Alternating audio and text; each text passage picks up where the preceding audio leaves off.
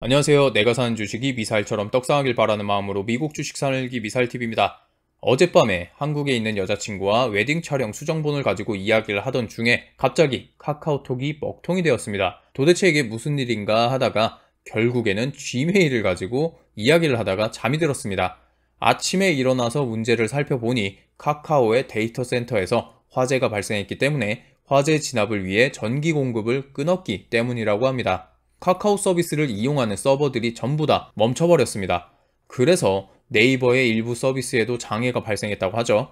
빠른 복구를 위해서 움직인다고는 하지만 이미 12시간 정도 지난 상태입니다. 자, 저는 외국에 있다 보니 카카오 서비스 중에서도 카카오톡을 메인으로 이용합니다. 그런데 이 카카오톡을 사용하지 못하는 것만으로도 엄청난 불편을 겪었습니다. 하지만 카카오 서비스가 제공하는 서비스는 한두 개가 아니죠. 예를 들어 카카오톡, 카카오뱅크, 카카오페이, 카카오네비, 카카오티, 카카오페이지, 다음 등등 여러 가지 서비스를 제공합니다. 이것들이 전부 먹통이 되는 것이죠. 이 사태를 보면서 여러분들은 어떤 것을 느끼셨나요? 저는 불편함도 불편함이지만 오히려 희망을 느꼈습니다. 무엇에 대한 희망이냐면요. 반도체에 대한 희망입니다. 아니 뜬금없이 반도체가 왜 나와 싶으시죠? 데이터 센터라고 하면 어떤 것들이 있을까요? 정확히는 몰라도 데이터 센터에는 각종 반도체가 사용되고 있습니다. 전기가 끊기면서 우리가 지금 사용하는 모든 서비스를 제공하는 반도체가 올다운된 상태이죠. 지금 카카오에서 사용하는 데이터 센터만 다운되어도 이만큼의 불편함이 오는데 만약에 휴대폰이 먹통이 되고 컴퓨터가 먹통이 된다면 과연 이 세계는 정상적으로 작동이 가능할까요? 지금 카카오톡이 안 되면 대체제가 있지 않느냐라는 생각으로 접근하기보다 이 카카오톡이 서비스 될 수 있도록 해주는 반도체가 우리 일상에 얼마나 밀접하게 관련이 있는지를 먼저 생각해 봐야 한다고 생각합니다. 그리고 우리가 일반적으로 생각하는 반도체는 어떤 모습이죠? 이렇게 휘황찬란한 모습입니다. 하지만 반도체는 이런 모습이 되기 전부터 우리 일상 속에서 크게 자리 잡고 있었습니다. 실제로 반도체는 1947년 미국의 벨 연구소에서 세계 최초로 트랜지스터를 개발하면서 세상에 나오게 되었습니다. 그 이후로 지속적으로 발전하면서 우리 일상에 조금씩 스며들어 왔고 지금 현대사회에서는 없어서는 절대로 안 되는 중요한 역할을 하고 있습니다. 현대사회에서만 필요한가요? 아닙니다. 미래사회에도 절대적으로 필요한 것이 반도체이죠. 그럼 지금 우리 일상에서 반도체는 어떤 모습으로 자리하고 있을까요? 가장 기본은 스마트폰이죠. 반도체 기술의 결정체 중 하나라고 생각하시면 됩니다. 스마트폰에 있는 심카드, 메모리카드, 아몰레드 디스플레이 등등이 있습니다. TV에도 당연히 여러 종류의 반도체가 들어가 있는 것 아시죠? 그런데 점점 우리가 생각지도 못한 곳에도 반도체가 사용되고 있습니다. TV 리모컨에도, 밥솥에도, 보일러 온도 조절 장치에도 DSP라는 반도체가 들어 있습니다. 우리가 빨래할 때 사용하는 세탁기는요, 알아서 물의 양을 맞추고 세탁 방법까지 알아서 다 해내죠. 그것은 세탁기의 두뇌 역할을 하는 MCU, 마이크로 컨트롤러 유닛이라는 세탁기를 제어하는 프로세서가 들어있기 때문입니다. 심지어 우리가 가지고 다니는 아주 얇은 교통카드에도 스마트카드 IC라는 반도체 기술이 들어가 있죠. 당연히 제가 영상을 제작하기 위해 사용하는 컴퓨터에도 5만 가지 종류의 반도체 기술이 접목되어 있습니다. CPU, GPU, D램, SRAM, ROM, 그래픽 DRAM, USB까지 이 친구들이 전부 모여서 컴퓨터가 될 수 있는 것이죠. 우리가 출퇴근할 때 쓰는 자동차에는 뭐가 들어있을까요? ECU, TCU, PS, ABS 등 편의장치에서 안정성을 높이기 위한 장치까지 그 범위가 계속해서 넓어지고 있습니다. 요즘에는 어떻죠? 자율주행 자동차를 위해서 셀 수도 없는 반도체가 들어가 있습니다. 자, 그리고 실제로 지금도 에어백을 제어하는 ECU에는 어른과 어린이를 분별하는 기능을 가진 반도체도 있다고 해요. 그럼 또 내비게이션은 어떤가요? GPS 수신 장치는 물론이고 고속도로를 빠르게 이용할 수 있는 하이패스에도 반도체가 있습니다.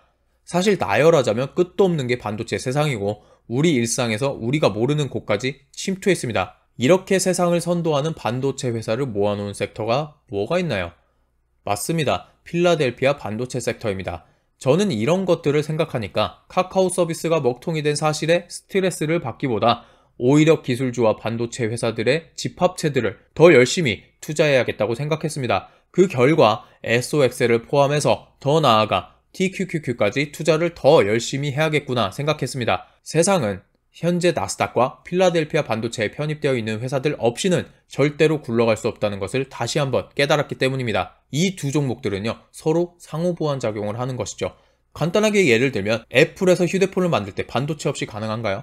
테슬라에서 자율주행 자동차를 만들 때 반도체 없이 가능한가요? 자, 이런 것들을 생각하시면 기술주와 반도체주는 뗄래야 뗄 수 없는 관계라고 생각할 수 있습니다. 그렇기 때문에 SOXL과 TQQQ는 주가의 움직임이 거의 동일한 편이죠. 자, 그래서 올해 차트를 보시면 이미 TQQQ와 SOXL은 어마어마한 수치만큼 빠져 있습니다. 그리고 가격도 참 이뻐요. 특히 SOXL은 7달러가 깨져버린 상태이고 TQQQ는 마찬가지로 17달러까지 깨져버린 상태이죠. 그리고 반도체 시황은 여전히 좋지 않습니다. 기술주도 마찬가지예요.